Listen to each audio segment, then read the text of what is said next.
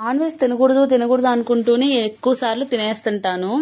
అంటే తినకూడదు అనుకున్నప్పుడే తినాల్సి వస్తుంటది అనమాట. ఎవరో ఒకరు రిలేటివ్స్ రావడం అలా అలా అయిపోతా ఉందిలేండి. ఓకే, మనకి తింటున్నందుకు ఒకందుకు హ్యాపీ అయినా మళ్ళీ తిన్న తర్వాత అబ్బా తినకూడదు అనుకున్నాను కదా ఎందుకు తిన్నాను అనుకుంటాను. అదే తినే ముందు అయితే అనుకోను అసలు.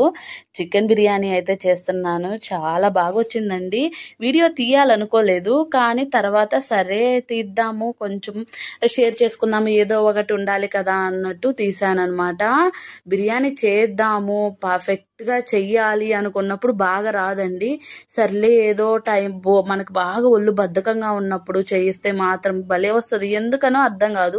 మళ్ళా ఎవరైనా బంధువులు ఉన్నారనుకోండి, బాగా చేయాలి వాళ్ళ ముందు మనకు మంచి పేరు రావాలి అనుకున్నప్పుడు బాగా రాదు.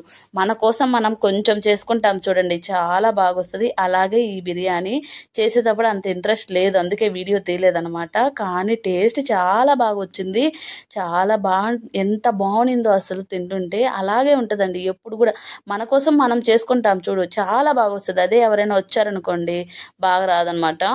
ఇంకా చెల్లి వచ్చింది కదా, తన కోసం బిర్యానీ అయితే చేశాను. చాలా బాగా కుదిరింది బిర్యానీ అయితే. ఫుల్గా తినేసామన్నమాట. వీడియో అయితే పూర్తిగా తీసుంటే బాగుండేది అనిపించింది. తర్వాత ఎక్సలెంట్గా వచ్చింది. డబల్ మసాలా అయితే వేశాను.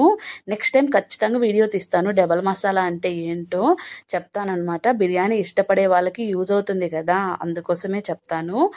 ఎక్సలెంట్గా వచ్చింది. ఇంకేం కర్రీ ఏం లేదు, ఉత్తి పెరుగుతో అయితే తినేసాము. బిర్యానీ, పెరుగు, ఆనియన్స్ అనమాట.